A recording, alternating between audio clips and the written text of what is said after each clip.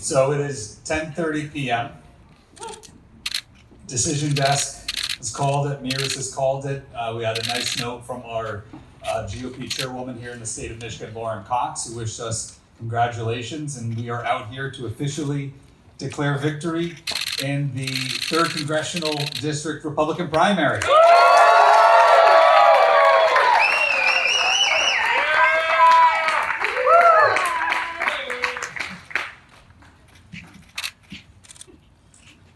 My wife Gabriella is here in case I forget what I am trying to say.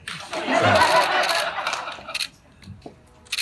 I'm just very grateful for all of your support, for our incredible team, for my loving wife, for our loving family.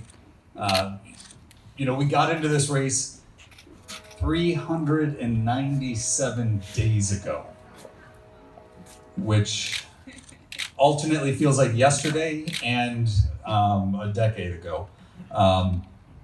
It's been just such an inspiring experience, seeing our team come together, seeing all of the wonderful volunteers and supporters in the audience come out and join what is now our winning campaign.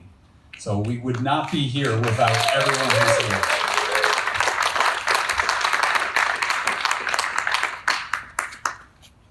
But what I'm also really proud of is the fact that we wanted to do something a little different in our campaign, right? We wanted to make this, in the spirit of Jerry Ford, in the spirit of Paul Henry, in the spirit of Vern Ehlers, focusing on the community. Because I think way too often everything gets nationalized, everything in our politics becomes binary. And I'm a firm believer that the conservative values that we share, belief in the principles of limited government, of economic freedom, of individual liberty. You look at everything that's strong in this country, and those are the values that underpin them. And it's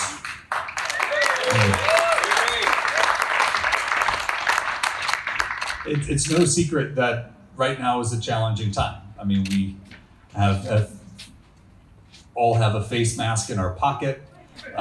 We are in an outdoor facility and by state law are mandated to be under 100 people. Frankly, it's a challenging economic time out there too. But I'm confident that together we can find those solutions. We can find a way through COVID. We can find a way through the economic unrest that's already befallen us and emerge stronger out the other side.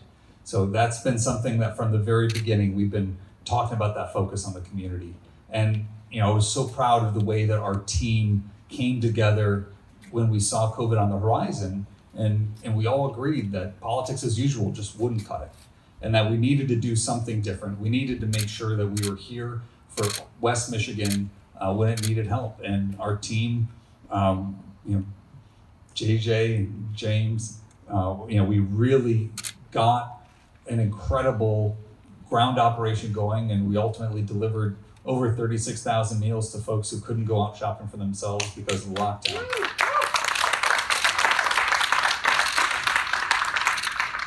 And I'm ultimately so proud, but then also so heartbroken at how, a $40 grocery delivery would bring someone to tears.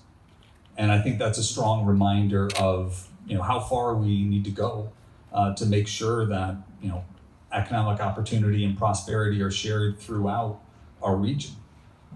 A phrase that I always think of, and I think is one of the most beautiful, is that notion of an ever more perfect union.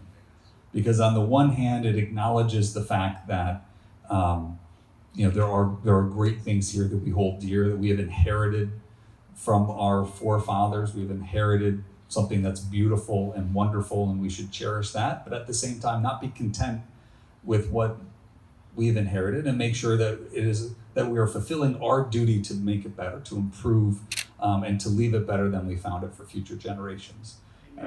That's the charge that I feel and that I take with me as we, move on towards November, move on towards winning and making sure that we bring back conservative leadership to this seat.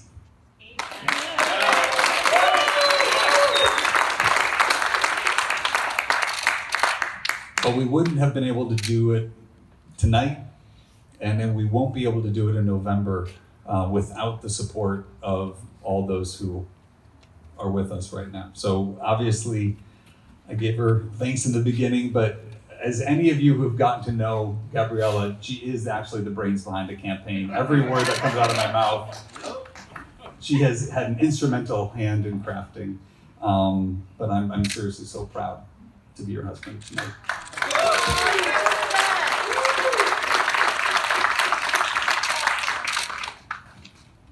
And the support that my family has shown as well. My mom, Deb, is in the audience. Please, Mom.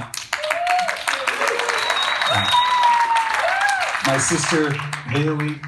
My nephew, Dresden. I think somewhere in the stands, my Aunt Mary Beth, Uncle Mark, and Cousin Gracie are here as well. And then also some of the hardest working folks on the team, my mother and father-in-law, Tet and Nani.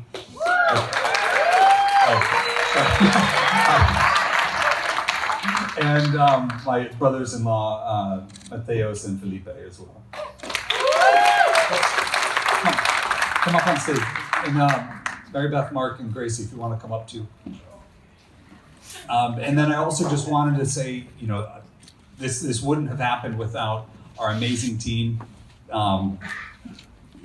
Obviously, our campaign manager, JJ, who did not have a political background in any way, shape, or form, but had a thirst and a hunger, and really turned a group and an instinct, as Gabby points out, turned a group of individuals that, you know, all wanted to be rowing in the same direction and led us just as you led on the gridiron. So we're excited and ready to continue marching forward. And I also need to give a special shout out to James Zanstra, who was our first employee way back in January when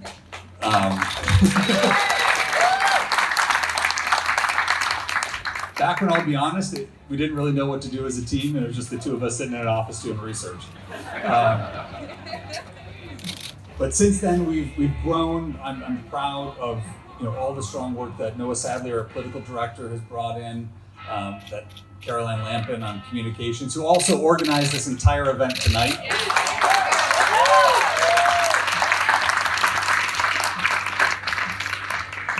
And our most recent, the other thing that was so incredible, and our team has been performing voter contact at the level of some statewide races. And we wouldn't have been able to do that without our amazing field director, Brandy. Where are you, Brandy?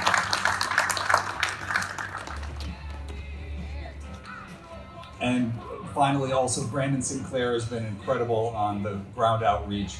Alex Suley, Connor. We got just such an amazing, amazing team, and I'm so proud.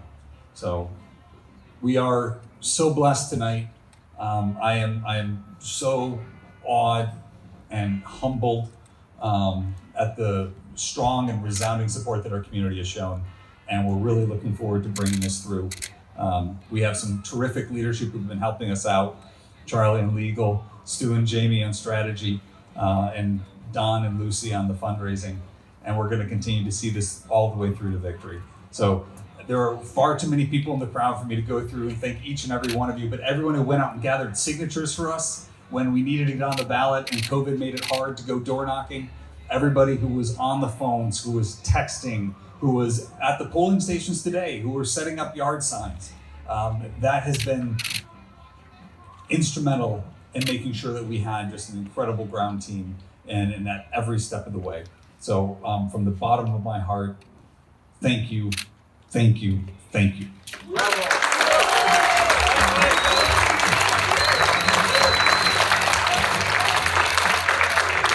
We're gonna bring it home in November.